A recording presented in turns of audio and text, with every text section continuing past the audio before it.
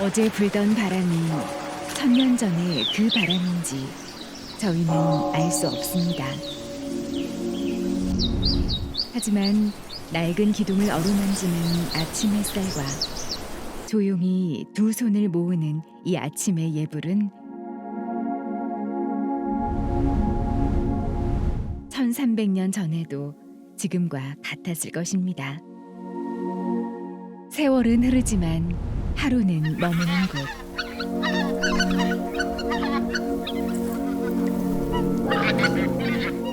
1300년이 매일 아침 다시 시작되는 절입니다.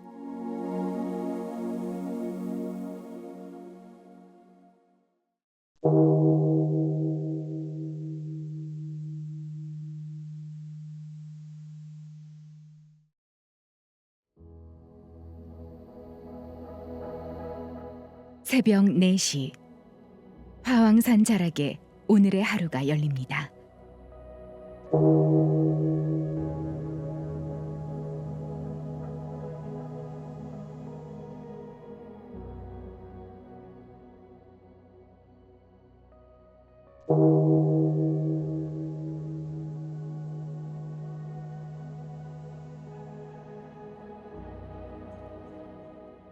약사전의 문이 오늘도 열립니다.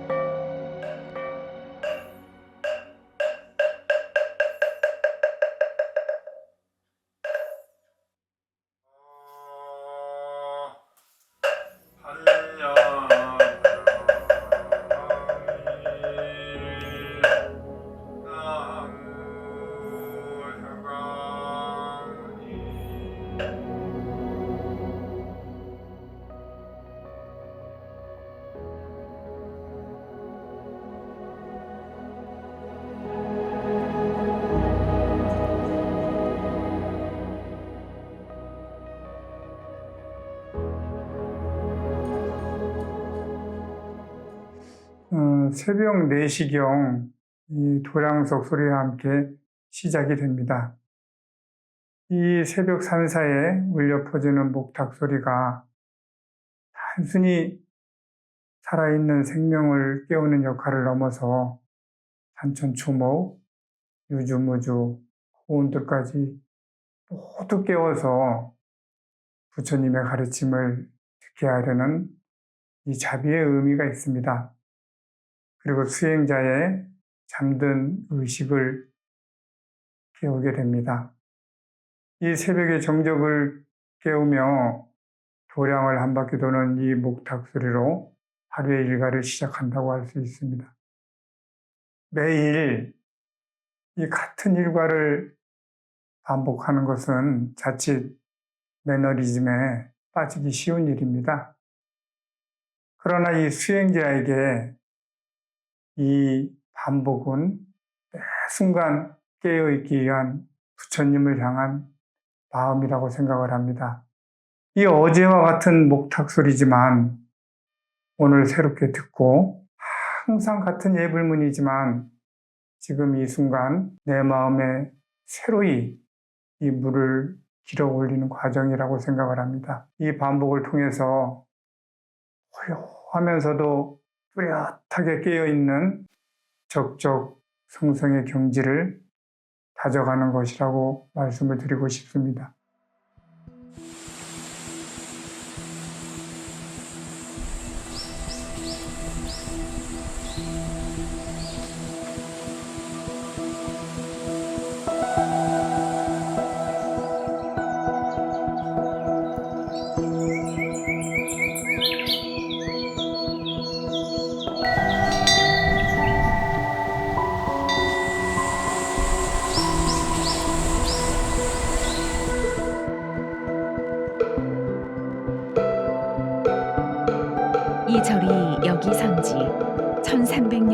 되었습니다. 그러나 그 시작을 직접 적어둔 종이는 남아있지 않습니다. 1300년 같은 비가 같은 기왓골을 적셨습니다. 말은 남지 않았으나 하루는 남았습니다. 관룡사 사적기 같은 조선 후기 사적기는 불국사, 화엄사, 송강사, 직지사 등 여러 사찰에서 다 한꺼번에 간행이 됩니다. 근데 이 기록들이 단순하게 옛날 기록을 옮겨 적은 것이 아니라 당시 내용을 좀 보완하는 중보 또는 중수와 관련된 내용을 꼼꼼하게 적어 놓습니다. 오늘날 우리가 잘 알고 있는 사찰의 연역들도 이 사적기를 기반하는 경우가 많습니다. 근데 여기서 중요한 포인트는 이 사적기 내용이 어떤 부분에서는 일부 과장이 있고 또 어떤 부분에서는 일부 신빙성이 떨어지는 부분이 있습니다. 가령 이제 조선 중기상황 같은 경우는 당시 시대적인 상황을 잘 서술해 놨는데요. 초창기 기록, 그러니까 사찰의 창건에서부터 고려시대 관련 기록들은 다소 신빙성이 좀 떨어지거나 좀 믿기 어려운 기록도 일부 있기도 합니다. 가령 관룡사 같은 경우 6세기 진후왕 때 증법국사가 크게 증창했다라는 관련 기록이 사적기에 확인되고 있는데요. 6세기는 신라의 불교가 527년에 공인이 되고 6세기 초기에 신라의 왕경인 경주에서 많은 사찰들이 만들어집니다.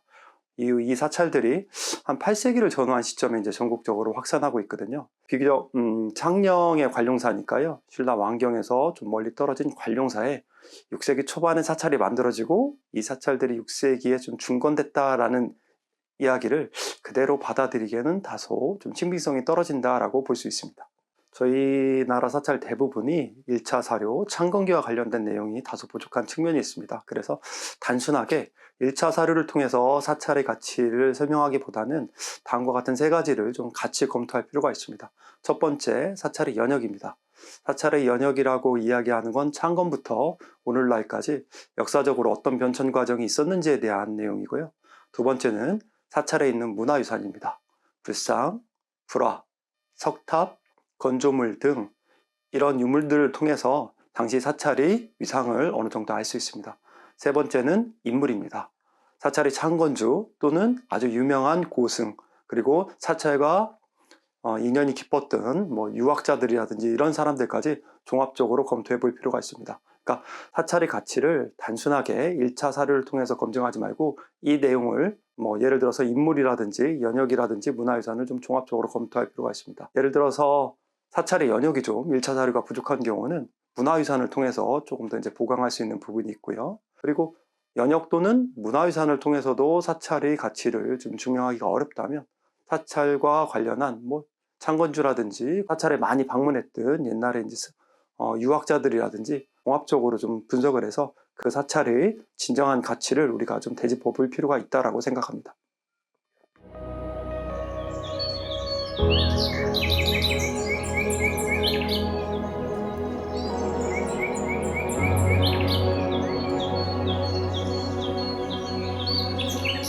정면 한 칸, 측면 한 칸, 가장 작은 전각입니다.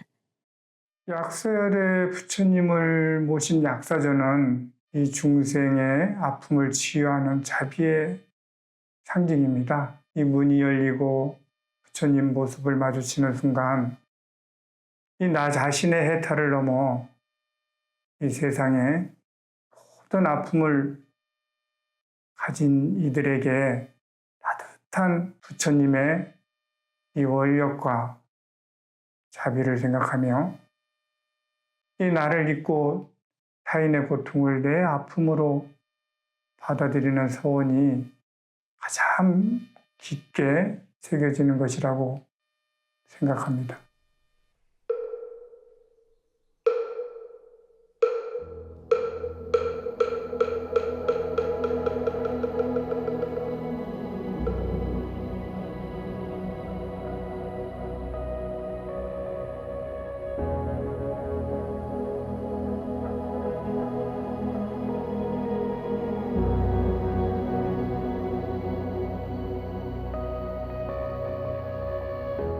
기둥은 가운데가 미세히 부풀어 있습니다.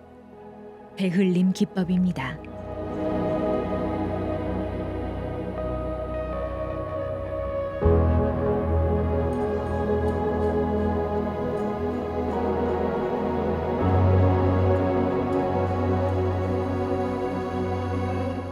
한낮 빛이 이 자리에 닿는 시간입니다.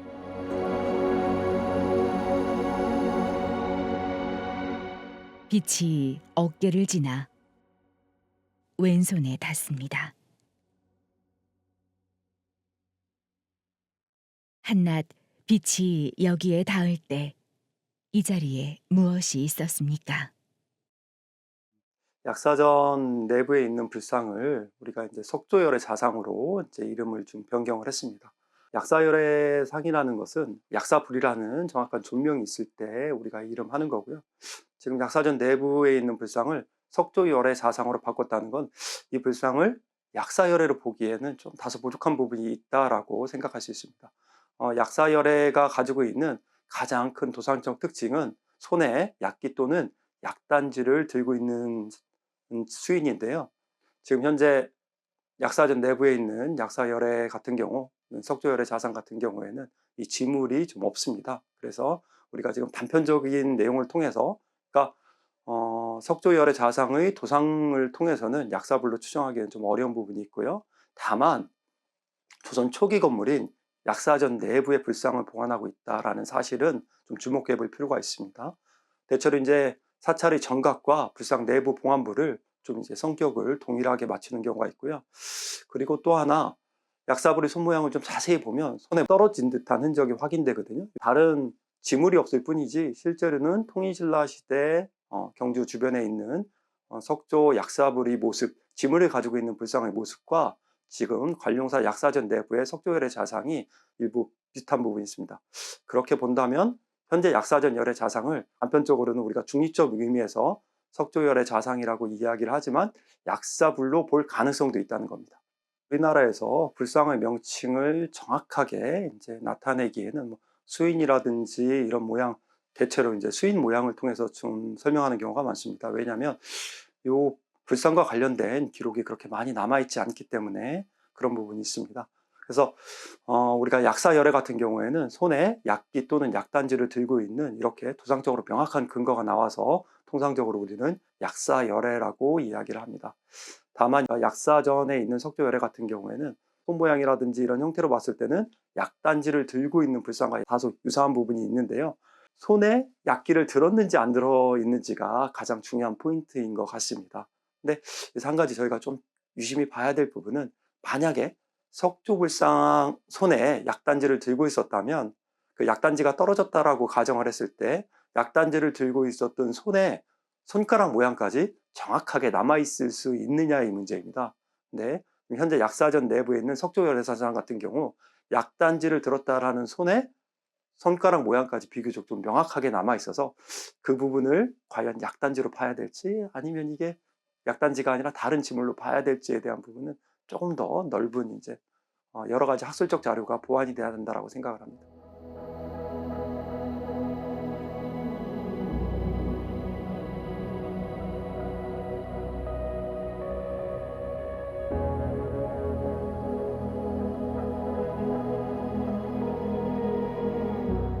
오후 3시 누군가 용선대로 올라갑니다. 1300년 동안 같은 길로 능선 위 화강암 한 줄기, 그 위에 한 분이 앉아 계십니다.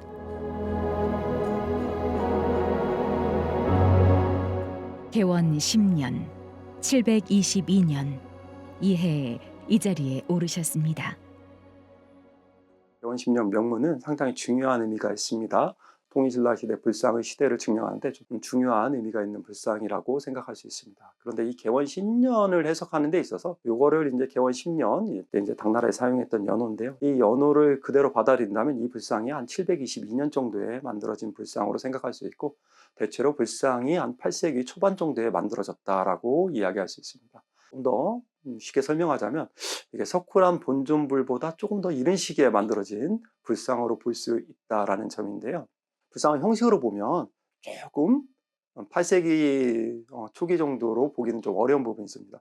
그래서 이 개원 10년 불상 명문을 일부 학자들은 요거는 후대에 좀 추가하게 된 부분이 있고, 불상을 양식으로 봤을 때는 이 불상이 한 8세기 후반 정도에 만들어진, 그러니까 석굴암 본尊불 이후에 만들어진 불상이 아니겠느냐라는 생각을 가지고 있어서 지금 현재로서는 개원 10년 명문을 인정하면 이 불상을 8세기 초반으로 보시는 분도 있고요. 아니다, 요 명문이 조금은 나름대로 후대에 좀 만들어졌을 가능성이 있다, 신빙성에 좀 문제를 제기하면서 불상의 세부 형식에 따라서 8세기 후반 정도에 만들어진 불상으로 보는 견해들이 각각 나누어져 지금 제시가 되고 있습니다. 오른손은 땅을 가리키고 왼손은 무릎 위에 놓였습니다. 이름은 아직 비워져 있습니다. 불상에서 이름을 명명할 때는 기본적으로 관련해서 이제 명문이 좀 이렇게 출연을 해야 되거나 아니면 정확한 손 모양이 좀 있어야 되는데요. 용선대 불상 석조열의 자상 같은 경우에는 이걸 항마촉진으로 보기에는 약간 좀 부족한 부분이 있습니다. 가령 이제 우리가 너무나 잘 알고 있는 석굴암 본尊불 같은 경우 전형적인 이제 항마촉진의 모습인데요. 이 상과 용선대 불상을 좀 비교를 해보면 항마촉진의 손 모양에서 용선대 불상은 석굴암 본尊불에 비해서 결과부자하고 있는 손 모양이라든지 땅을 짚는 손 모양이 약간은 좀 부족한 부분이 있습니다. 그러니까 땅으로 완벽하게 짚었다라기보다는 좀 무릎에 좀 그냥 간단히 걸쳤다라는 느낌이 들고요. 그리고 배 앞에 이제 선정인을 하는 기본적인 수인 중에 하나가 이제 배 앞쪽에다가 이제 손 모양을 해야 되는데, 이 손 모양도 약간 좀 앞쪽으로 나와 있어서 오른발 발바닥 위에 이제 손가락이 좀 손이 올라가는 부분이 있어서 전형적인 항마촉지인에 비해서는 좀 변형된 항마촉지인에 가깝기 때문에 이 상을 좀 석가모니로 보기가 좀 어렵지 않겠느냐. 그래서 중립적 의미를 써서 석조열의 좌상으로 이름을 좀 변경을 했고요. 1300년을 건너온 이분은 아직 이름 없는 부처님입니다.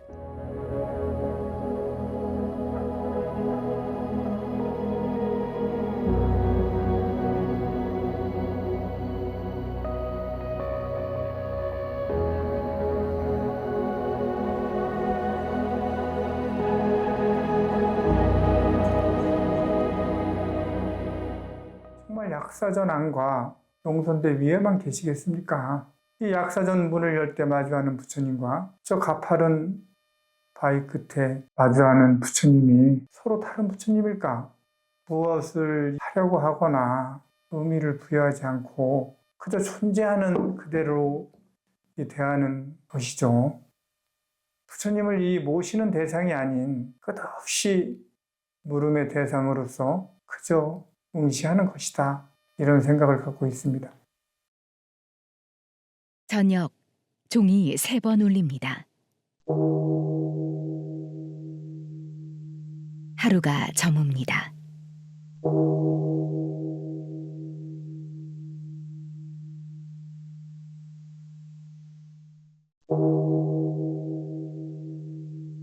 그러나 이 하루는 1300년 동안 한 번도 끝난 적이 없습니다.